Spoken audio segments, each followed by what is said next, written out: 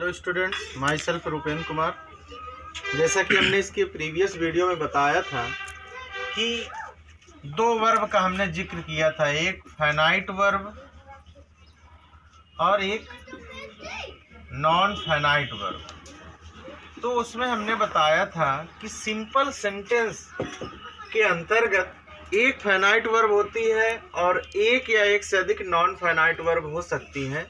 Finite verb क्या होती है, मैं बता चुका हूँ कि वह क्रिया जो अपने आप को सब्जेक्ट एंड टेंस के अकॉर्डिंग चेंज करती रहती है, उसे फाइनाइट वर्ब कहते हैं।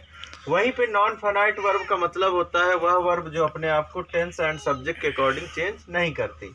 तो फाइनाइट वर्ब में वह यानी मुख्य क्रिया जो सेंटेंस में प्रयोग की जाती है वो फाइनाइट वर्ब कहलाती है, और नॉन फाइनाइट वर्ब वो होती है जो अपने आप को नहीं बदलती, जो अन्य क्रिया के रूप में रखी जाती है। तो नॉन फाइनाइट वर्ब में पहला है पार्टिसिपल, ध्यान समझेंगे, दूसरा है जीरंड और तीसरा है इन्फिनिटिव। ये तीन नॉन फाइनाइट वर्ब होती हैं। नॉन फाइनाइट वर्ब्स को पूर्णकालिक क्रिया भी कहा जाता है। तो पार्टिसिपल की भी न्यूमरिक तीन होती है, प्रेजेंट पार्टिसिपल, पास्ट पार्टिसिपल और परफेक्ट पार्टिसिपल। पार्टिसिपल सेंटेंस में एडजेक्टिव का कार्य करती है, पार्टिसिपल सेंटेंस में एडजेक्टिव का कार्य करती है, वहीं पर जीरंड और इन्फिनिटिव नाउन का कार्य करती हैं। तो यहाँ पर जब हम स्टार्ट करने जा रहे हैं तो सबसे पहले हम पार्टिसिपल का चैप्टर लेंगे, और पार्टिसिपल के अंतर्गत जो सिंथेसिस में पहला चैप्टर है, to combine simple sentences to one simple sentence.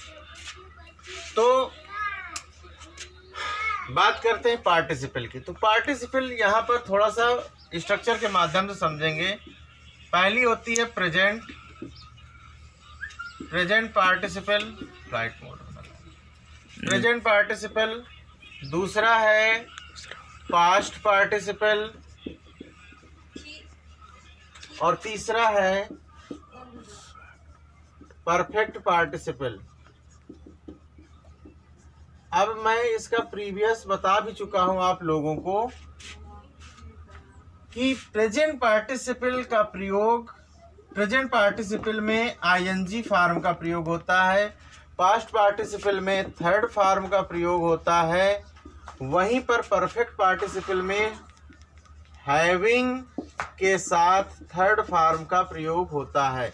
बहुत इजी बात है, इसको समझ लेंगे। प्रेजेंट पार्टिसिपल में आईएनजी फॉर्म का और पास्ट पार्टिसिपल में थर्ड फॉर्म का और परफेक्ट पार्टिसिपल में हैविंग के साथ थर्ड फॉर्म का।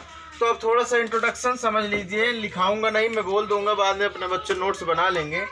प्रेजेंट पार्टिसिपल का प्रयोग वहाँ पर होता है जब किसी वर्तमान में या भूतकाल में, ये प्रेजेंट या पास्ट में कहीं भी कह सकते हैं, कि किसी कार्य के दौरान दूसरा कार्य हो, यानी किसी कार्य के होते ही दूसरा कार्य हो जाए उसी के अनुरूप तुरंत, तो वहाँ पर प्रेजेंट पार्टिसिपल लगाई जाती है। और पास्ट पार्टिसिपल का प्रयोग वहाँ पर होता है, हाँ थोड़ा सा और बता दूँ, प्रेजेंट पार्टिसिपल के हिंदी वाक्यों में कुछ वर्ड होते हैं जैसे करके, कर या हुए। तो और वही चीज़ सिमिलरिटी यहाँ पर भी थोड़ी सी आ जाती है कि यहाँ पर परफेक्ट पार्टिसिपल में बाद, करके या कर, इसमें भी आ जाते हैं, लेकिन आपको थोड़ा सा भी मैं जब बताऊंगा तब समझ में आ जाएगा। तो प्रेजेंट पार्टिसिपल में करके, कर या हुए शब्द आ जाते हैं, लेकिन इसके भाव को समझेंगे कि किसी भी कार्य के होते रहते ही दूसरा कार्य हो जाए तुरंत, तो वहाँ पर प्रेजेंट पार्टिसिपल लगाई जाती है। और पास्ट पार्टिसिपल में क्या होता है कि किसी भूतकाल में किसी वर्ग के होने के बाद या पास्ट टेंस में घटित किसी घटना के बाद दूसरी घटना घटित होती है, किंतु दूसरी घटना का संबंध उसके पहली घटना से हो। उदाहरण के तौर पर मैंने कह दिया कि मैंने आज खोई हुई पुस्तक प्राप्त की, तो यहाँ पर कहने का मतलब ये है कि मैंने वह पुस्तक प्राप्त की जो खो गई थी। अगर पुस्तक खोई न होती तो मैं प्राप्त न करता।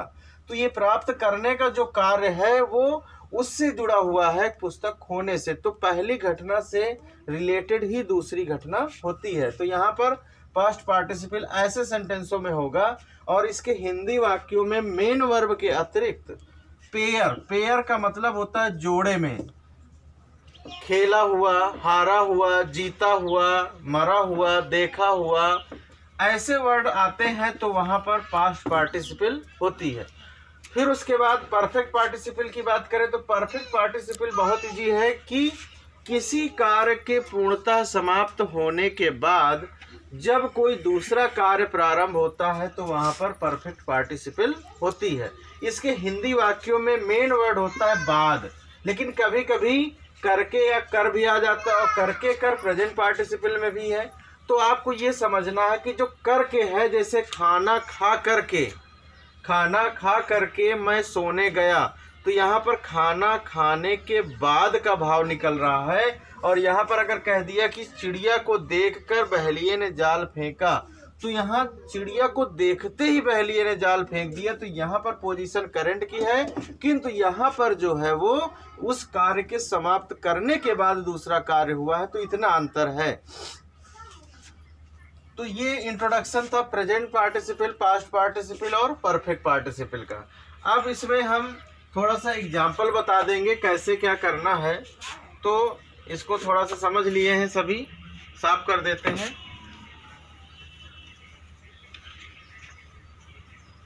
अब सेंटेंस के माध्यम से हम पहचानेंगे, एग्जाम्पल में बताऊंगा लेकिन पहचानेंगे कि कौन सा पार्टिसिपल इसमें है। जैसे यहाँ पर मैंने एक एग्जाम्पल लिया,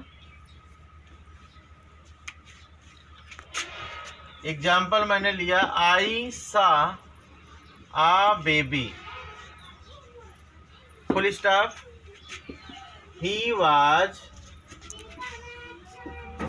स्माइलिंग। तो अब इसमें हमें बनाना है, तो इसमें क्या करेंगे, कंबाइंड करना है। दो सरल वाक्य दिए हैं और इन्हें हमें एक सरल वाक्य बनाना है। तो इसके लिए मैंने बताया कि सिंपल सेंटेंस में सब्जेक्ट एक होता है, मेन वर्ब यानी फाइनाइट वर्ब भी एक होती है, और अगर दूसरी वर्ब की आवश्यकता पड़ती है तो वो नॉन फाइनाइट हो जाती है, और नॉन फाइनाइट में हम पार्टिसिपल का चैप्टर पढ़ रहे हैं।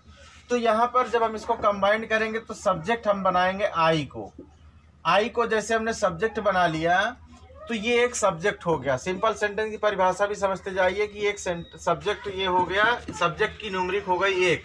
फिर यहाँ पर हम सा को मेन वर्ब बना लेंगे यानी फाइनाइट वर्ब, तो फाइनाइट वर्ब भी हो गई एक, आई सा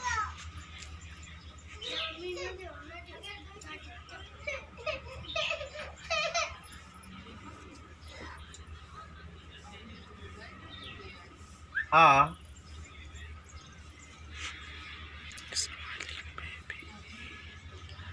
स्माइलिंग बेबी, आई सा आ स्माइलिंग बेबी।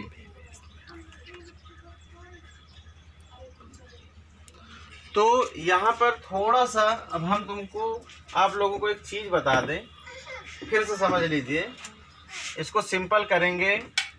आई हमने एक सब्जेक्ट बनाया, सा को फाइनाइट वर्ब बनाया, फिर उसके बाद यहाँ पर हम इस नाउन को रखेंगे आ बेबी। फिर उसके बाद यहाँ पर अब हम इसमें कटिंग करेंगे। कटिंग का मतलब इसमें एक सब्जेक्ट ये है, एक सब्जेक्ट ये है, तो यहाँ से ये सब्जेक्ट हट जाएगा क्योंकि ये प्रोनाउन किसको रिप्रेजेंट करता है, बेबी को।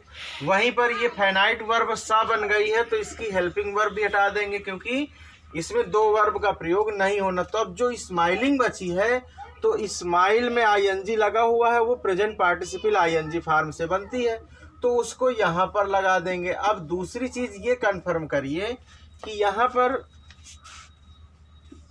दूसरी चीज़ हमें यह कंफर्म करना है कि कहाँ पर आपको पार्टिसिपल पहले लगाना और कहाँ पर बाद में लगाना। तो मैं सीधे शब्दों में बता दूं, अगर आपका जो पार्टिसिपल लिखना है ऑब्जेक्ट नाउन जो है वो सजीव है, तो पार्टिसिपल वर्ब उसके बाद लगेगी। मैं बहुत इंपॉर्टेंट रूल बता रहा हूँ, अगर आपका ये नाउन सजीव है यानी इनडायरेक्ट नाउन है, सजीव नाउन है, तो उसमें पार्टिसिपल वर्ब उसके बाद लगेगी, और अगर आपका नाउन निर्जीव है तो पार्टिसिपल वर्ब पहले लगेगी। इसका भी मैं एग्जांपल बता दे रहा हूँ, जैसे आई सा आ स्टोन, मैंने एक पत्थर देखा, full stop, it was rolling वह लुढ़क रहा था, यह लुढ़क रहा था। तो यहाँ पर जब हम इसको कंबाइन करेंगे तो सब्जेक्ट इसमें एक बन गया, सा को हमने क्या बना लिया, फाइनाइट वर्ब। तो यहाँ पर ये जो नाउन है ये आपकी निर्जीव है और यहाँ की नाउन थी सजीव। तो सजीव नाउन होने पर पार्टिसिपल बाद में लगाई जाती है और निर्जीव होने पर पार्टिसिपल पहले लगाई जाती है। तो आई सा आ रोलिंग, लेकिन ये जो आर्टिकल है वो पहले ही रखा जाएगा, आई सा आ रोलिंग स्टोन। आशा करते हैं कि बहुत अच्छे से समझ में आया होगा सबको। अब उसके बाद इसी में एक एग्जाम्पल हम और बता देते हैं।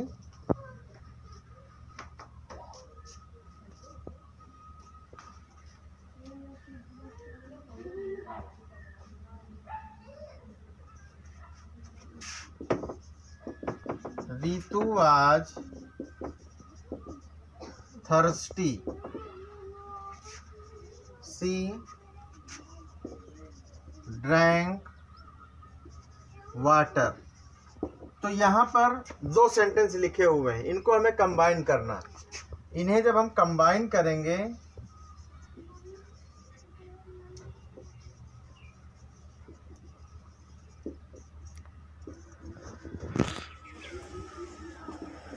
ये सेपरेट है और ये कंबाइन है, सेपरेट और ये कंबाइन। तो अब देखिए यहाँ पर रितु वाज थर्स्टी, ठीक है, सी ड्रैंक वाटर, एक सेंटेंस ये है और एक सेंटेंस ये है।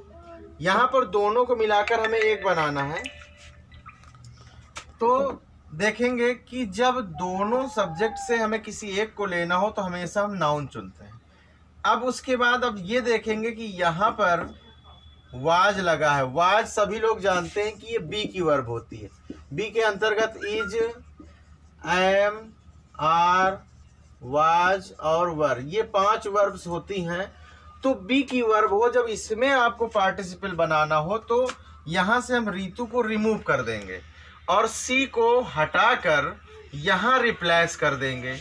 तो यहाँ पर आपके सामने बचा केवल वाज। तो वाज को हम बी में पहले चेंज करेंगे क्योंकि ये बी की वर्ब होती है और इसमें लगाएंगे आईएनजी। क्या लगाएंगे? आईएनजी। तो बीइंग थर्स्टी, बीइंग थर्स्टी ये हो गया। सी यहाँ पर रिमूव हो गया और रिप्लेस हो गया रितु, क्योंकि रितु नाउन है और जब नाउन प्रोनाउन में से किसी एक को सिलेक्ट करना हो तो हमेशा नाउन को रखा जाता है, प्रोनाउन को हटा दिया जाता है। तो being thirsty Ritu drank water, ये एक सेंटेंस हो गया। तो ये प्रेजेंट पार्टिसिपल के। तो यहाँ पर आप ये देखेंगे कि कैसे पहचाना कि प्रेजेंट पार्टिसिपल। आई सा अ बेबी, यानी मैंने एक बच्ची को देखा, ही वाज स्माइलिंग, तो वो जो मुस्कुरा रहा था उसको देखा। तो दोनों कार्य एक साथ हो रहे हैं, उसका मुस्कुराना और मेरा देखना। यानी उसके मुस्कुराने के बाद नहीं देखा मैंने, वो मुस्कुरा भी रहा था और मैं देखा मैंने। तो इसके देखने का और उसके मुस्कुराने का कार्य करंट में हुआ, इसलिए यहाँ पर प्रेजेंट पार्टिसिपल। उसी तरह आई सा स्टोन इट वाज रोलिंग, तो पत्थर लुढ़क रहा था, उसी दौरान उसने देखा, तो उसको देखते ही पत्थर लुढ़कना बंद नहीं किया। इसलिए दोनों कार्य की जो पोजीशन है वो करंट में है, इसलिए यहाँ पर प्रेजेंट पार्टिसिपल होगा। उसी तरह रितु आज थर्स्टी सी ड्रैंक वाटर, तो उसे प्यास लगी, प्यास लगने के बाद नहीं, प्यास लगते ही उसने पानी पिया, इसलिए यहाँ पर प्रेजेंट पार्टिसिपल होगा। तो ये प्रेजेंट पार्टिसिपल के एग्जांपल्स हैं। एक एग्जांपल देख लेंगे और यहाँ पर मैं एक और बता दूं example.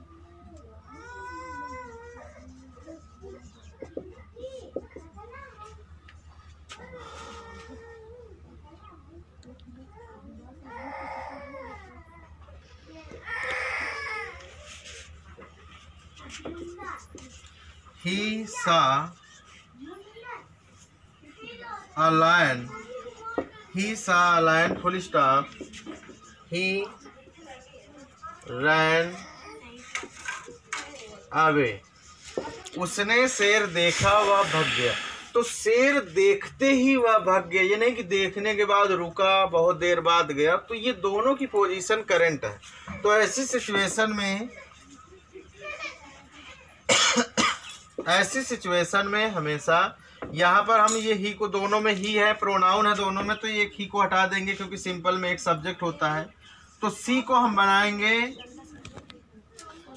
Participle verb seeing a lion, seeing a lion comma यहाँ पर ही रैन अवे। अब मैं एक चीज़ और क्लियर कर दूं, थोड़ा सा कन्फ्यूजन होगा आप लोगों के मन में कि यहाँ पर पार्टिसिपल पहले कब रखी जाती है और बाद में कब रखी जाती है। तो पार्टिसिपल पहले तब रखी जाती है जब उस वर्ब का ऑब्जेक्ट हो। जैसे यहाँ पर वाज का ऑब्जेक्ट थर्स्टी था, उसी तरह यहाँ पर सा का ऑब्जेक्ट लायन है। तो पार्टिसिपल पहले कब रखी जाती है, जब उस बनाने वाली क्रिया का अगर ऑब्जेक्ट होता है तो पार्टिसिपल वर्ब सबसे प्रारंभ में रखी जाती है। कर्ता दोनों सेम हो, तो सीइंग, जहां पर कर्ता भी दोनों सेम हो, सीइंग अ लायन, तो इसमें हमने क्या किया, seeing a lion he ran away, शेर को देखकर वह भाग गया। तो दूसरी चीज और भी समझ लीजिए, अगर पार्टिसिपल स्टार्टिंग के सेंटेंस में है तो वहां पर जब हिंदी प्रोनाउंसिएट करेंगे तो क्या कहते हैं, कर से करेंगे, यानी शेर को देख कर वह भाग गया। और अगर पार्टिसिपल बीच में यानी अंत में आती है तो वहां पर हुए शब्द का प्रोनाउंसिएशन होते हैं, जैसे बेबी स्माइलिंग, तो यानी बच्चा मुस्कुराते हुए देखा। तो हुए शब्द कब लगाते हैं, जब पार्टिसिपल अंत में होती है, और कर कब निकालते हैं हिंदी, जब पार्टिसिपल स्टार्टिंग में होती है। तो ये प्रेजेंट पार्टिसिपल हो गया। अब हम पास्ट पार्टिसिपल का जिक्र करेंगे, यहाँ पर नोट कर लीजिए तुरंत।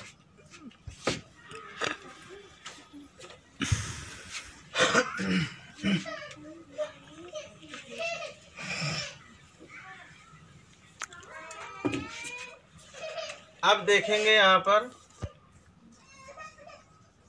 Past participle. पास्ट पार्टिसिपल के एग्जाम्पल, इसमें नियम हमने बताया कि पास्ट पार्टिसिपल में मेन वर्ब की थर्ड, यानी पास्ट पार्टिसिपल में थर्ड फॉर्म लिखी जाती है मेन वर्ब के अतिरिक्त, और मेन वर्ब जो सेंटेंस में प्रयोग की जाती है उसी के अकॉर्डिंग होती है। तो पास्ट पार्टिसिपल कैसे पहचानते हैं, तो मैंने बताया कि कोई भी घटना घटित होती है उसके बाद दूसरी घटना होती है, लेकिन बाद वाली घटना तभी होती है जब पहली वाली घटना होती है और दोनों का आपस में संबंध होता है। हिंदी वाक्यों में मेन वर्ब के अतिरिक्त पेयर में आ ई ए के उच्चारित वर्ड्स आते हैं, जैसे खेला हुआ, हारा हुआ, जीता हुआ, ऐसे होते हैं। तो फॉर एग्जाम्पल हम पहचानेंगे कैसे इन्हें।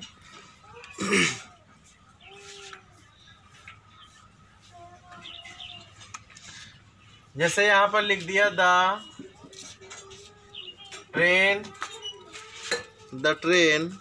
वाज बर्न्ड,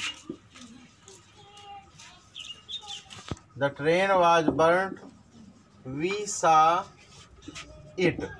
तो अब इसे एग्जाम्पल है, इसे हमें कंबाइन करना है, इसे हम कंबाइंड करेंगे। तो देखिए ट्रेन वाज बर्न्ड, अब पहली घटना क्या घटी कि रेलगाड़ी जल गई, दूसरी घटना क्या घटी, हमने इसे देखा। तो आपने क्या देखा, रेलगाड़ी जो जल गई। अगर रेलगाड़ी नहीं जली होती तो ये घटना नहीं होती। तो ऐसी सिचुएशन में पास्ट पार्टिसिपल का प्रयोग होता है। तो अब क्या करेंगे, यहाँ पर सब्जेक्ट हमें बनाना है वी, क्योंकि हम ट्रेन को तो बना नहीं सकते, तो वी। अब वी को हमने सब्जेक्ट बनाया तो सा को रखेंगे फाइनाइट वर्ब में, वी सा। फिर इट यहाँ पर किसके लिए प्रयोग हुआ है, ट्रेन के लिए। इट किसके लिए प्रयोग हुआ है, तो इट हम हटा देंगे क्योंकि इट प्रोनाउन है और ट्रेन नाउन है। अब यहाँ पर मेन वर्ब यानी फाइनाइट वर्ब में हमने सा को रख लिया, इसलिए इसका वाज हट जाएगा। तो ये बर्न्ट आपकी थर्ड फॉर्म बनकर आ जाएगी, और जब बर्न्ट थर्ड फॉर्म बन के आ जाएगी तो वही पार्टिसिपल हो जाएगी। तो वी सा, तो ये बर्न्ट ट्रेन, चूंकि हम पहले ही बता चुके हैं आपको कि पार्टिसिपल सेंटेंस में एडजेक्टिव का कार्य करती है।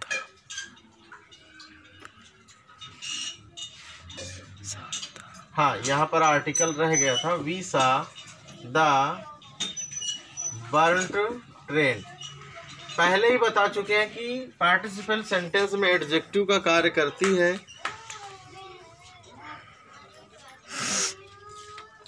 पार्टिसिपल सेंटेंस में एडजेक्टिव का कार्य करती है, तो एडजेक्टिव सदैव किसी भी संज्ञा या सर्वनाम से पहले ही आता है। तो यहाँ पे बर्ट एडजेक्टिव हो गया, यानी पार्टिसिपल वर्ब हो गई, तो वो नाउन से पहले आएगी। तो इस तरह पार्टिसिपल पहचाना जाता है। इसका एक एग्जांपल और बता देंगे, जैसे वी सा अ लेडी। दूसरा एग्जांपल देखेंगे,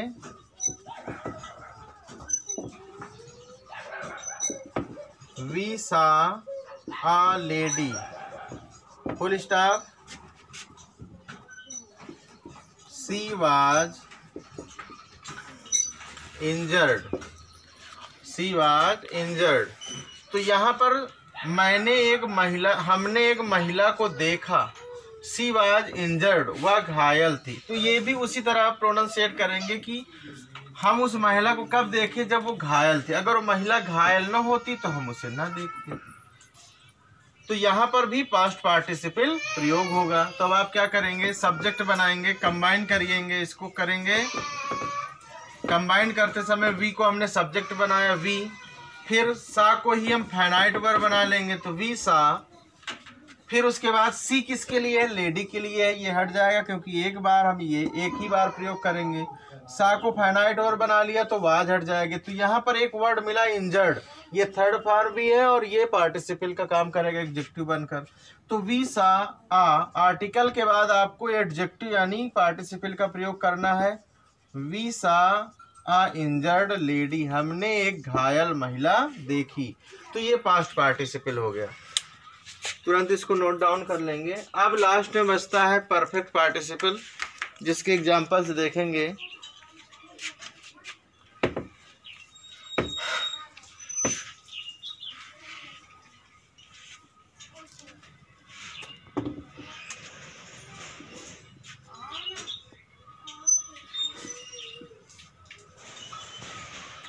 परफेक्ट पार्टिसिपल, तो परफेक्ट पार्टिसिपल के बारे में भी हम बता चुके हैं। परफेक्ट पार्टिसिपल में थर्ड फॉर्म का प्रयोग होता है, किंतु उससे पहले हैविंग का प्रयोग भी किया जाता है। और परफेक्ट पार्टिसिपल पहचानने के लिए ये समझते हैं, किसी कार्य के पूरी तरह समाप्त होने के बाद दूसरा कार्य होता है तो वहाँ पर परफेक्ट पार्टिसिपल होता है। परफेक्ट पार्टिसिपल में बाद शब्द का भी उच्चारण होता है। तो यहाँ पर जैसे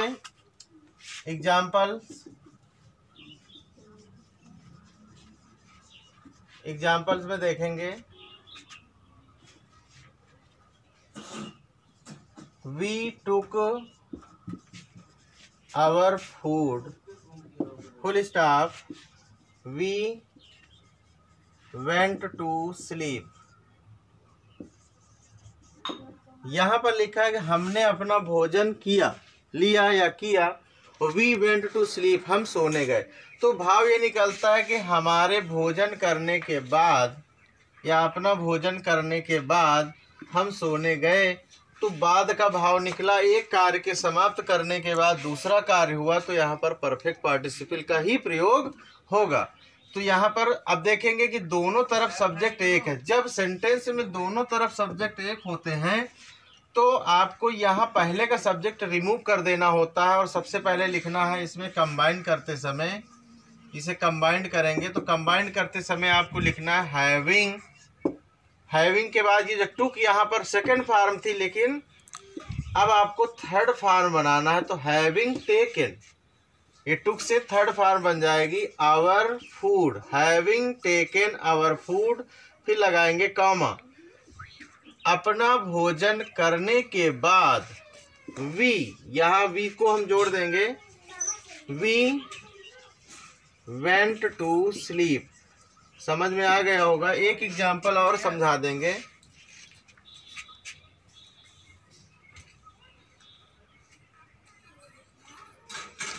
आई रीच्ड होम, एक सेंटेंस लिया हमने, I reached home, full stop, I took bath. देखिए यहाँ पर कंफ्यूज ना हो, ये बाथ और बेथ दो वर्ड होते हैं। बाथ मीन्स होता है स्नान, ये होता है नाउन। और बेथ मीन्स होता है स्नान करना, ये होती है वर्ब। तो यहाँ पर समझेंगे थोड़ा सा। आई रीच्ड होम, मैं घर पहुँचा, मैं घर पहुँचा, मैंने स्नान किया।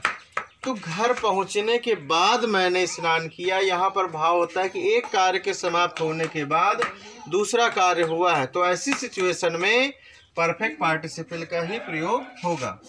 तो यहाँ पर ये एक चीज़ और देखेंगे, दोनों तरफ सब्जेक्ट वही है, तो पहला सब्जेक्ट रिमूव होगा और लगाएंगे यहाँ पर हैविंग।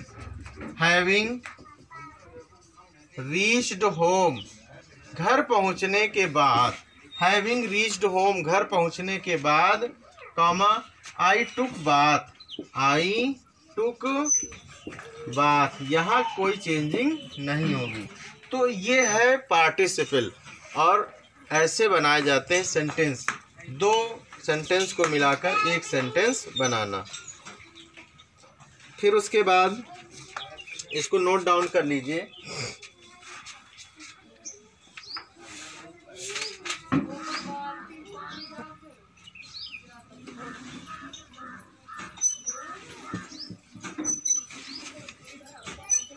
और इसके जो एक्सरसाइज बताई जाएगी उसको बहुत ही बेहतर ढंग से करेंगे सभी स्टूडेंट्स, और जो भी समस्या हो कमेंट में ज़रूर बताएं।